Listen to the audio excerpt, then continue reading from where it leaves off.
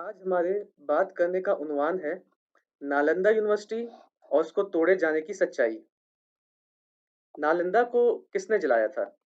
उसकी हजारों किताबों को आग किसने लगाई थी? इस टॉपिक पे बहुत सी बहस है, बहुत कहानियां हैं, लेकिन हम फैक्ट्स की बुनियाद पे आज इस पे बात करेंगे। पहले हम नालंदा यूनिवर्सिटी के बारे में थोड़ा जान लेते हैं। नालंदा यूनिवर्सिटी 427 एडी में गुप्ता अंपायर में बनाई गई थी। इसमें 2000 टीचर्स और 10,000 स्टूडेंट्स थे। इसमें philosophy, religion, Buddhism, scientific thoughts in astronomy, mathematics, anatomy, इन सब सब्जेक्ट्स की पढ़ाई होती थी। एक वक्त के बाद इसको किसी ने जला के खत्म कर दिया था। आए बात करते हैं कि ये किसने किया और क्यों किया। गवर्नमेंट ऑफ बिहार ने 1951 में पटना में केपी जायसवाल रिसर्च इंस्टीट्यूट बनाया था। उस रिसर्च इंस्टीट्यूट का एक रिसर्च वर्क है जिसका नाम है the एंटीक्वेरियन remains in Bihar by doctor Patil, जो 1963 में हिस्टोरिकल रिसर्च सीरीज में पब्लिश हुआ था। इसमें बताया गया कि मुस्लिम मॉन्यूमेंट्स बिहार शरीफ में पाए गए हैं, जो नालंदा से सिर्फ 6 से 7 मील दूर है। लेकिन नालंदा जैसी जगह पे कोई मॉन्यूमेंट्स नहीं पाए गए। अगर नालंदा उस वक्त कोई बड़ी जगह होती तो मुस्लिम रूलर्स के बनाए हुए कुछ मॉन्यूमेंट्स तो वहां भी मिलते। इससे ये मालूम होता है कि नालंदा उस टाइम एक उजड़ी हुई जगह थी। मतलब नालंदा यूनिवर्सिटी बख्तियार खिलजी के आने से पहले ही तबाह हो चुकी थी।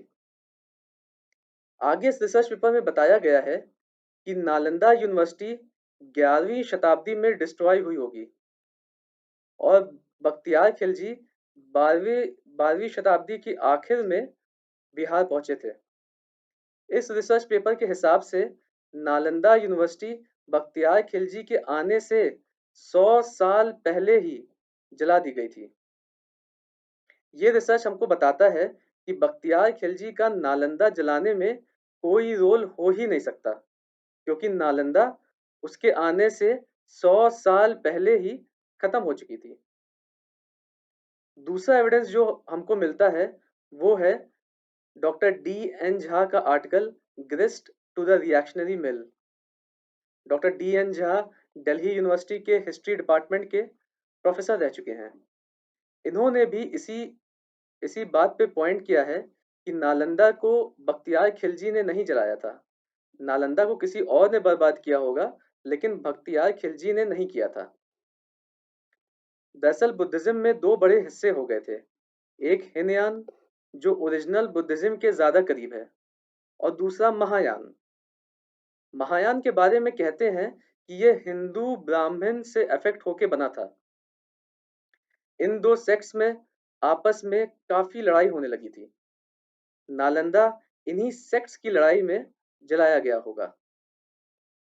उस वक्त की हिस्ट्री की एक बहुत मशहूर किताब है, उसका नाम है तबाकत ए नसरी, जिसको मिनहाज अल सिराज जुजानी ने लिखा है। इसमें नालंदा का नाम से जिक्र भी नहीं आता। इतनी बड़ी किताब में नालंदा का नाम भी ना होना, इससे ये मालूम होता है कि नालंदा यूनिवर्सिटी बख्तियार खिलजी के वक्त पे एग्जिस्ट कर ही नहीं रही होगी। वो बख्तियार खिलजी के आने से बहुत पहले ही बर्बाद हो गई होगी। अगला एविडेंस मिलता है तारन था की किताब में, जो एक बुद्धिस्ट मॉन्क है और स्कॉलर भी हैं। इनकी किताब history of Buddhism in India में भी हमको ब्राह्मणों के जुल्म के बारे में जानने को मिलता है, जो उन्होंने बौद्ध धर्म के लोगों पे किया। इसके बाद आए इंडिया में ब्राह्मण्स और बुद्धिस्ट की राइवलरी के बारे में जानते हैं। अशोका ने बुद्धिज्म को इंडिया में और इंडिया के बाहर भी फैलाया, लेकिन अशोका के बाद ब्राह्मणों ने धीरे धीरे बौद्ध हुकूमतों को खत्म करना शुरू किया। जो भी रूलर्स हुए उन्होंने जो भी हिंदू रूलर्स हुए उन्होंने बौद्ध लोगों पे काफी जुल्म किया और कहते हैं कि कई स्तूपों को तोड़ा भी और जलाया भी। बौद्ध लोगों को ज़बरदस्ती हिंदू बनाया गया, इसलिए बुद्धिस्ट मॉन्क्स को इंडिया से चाइना जाना पड़ा।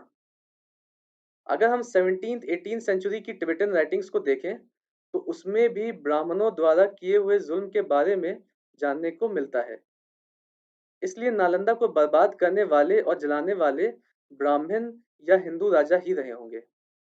सिर्फ नालंदा ही नहीं, अजंता के बुद्धिस्ट स्तूप, अमरावती के बुद्धिस्ट मॉन्यूमेंट्स, सांची स्तूप, भरूच स्तूप, जिसको सबसे खूबसूरत बुद्धिस्ट स्तूप कहा जाता है, ये सब भी तोड़ दिए गए थे। बौद्ध इतिहासकार कहते हैं कि ये सब भी ब्राह्मणों ने ही तोड़ा या जलाया था। इसलिए अगर हम फैक्ट से देखें, तो मालूम होगा कि बख्तियार खिलजी पे ये इल्ज़ाम एकदम गलत है। नालंदा को जलाने वाले लोगों ने ही उनके ऊपर ये इल्ज़ाम लगाया। इसलिए ज़रूरी है कि हम इतिहास को फैक्ट्स की नज़र से पढ़ें। और ये भी जानना ज़रूरी है कि अक्सर इतिहास राजनीतिक मकसदों को देख के लिखा जा रहा है। इसलिए हमको फैक्ट्स को देख के फैसला करना चाहिए, ना कि इमोशंस को देख के।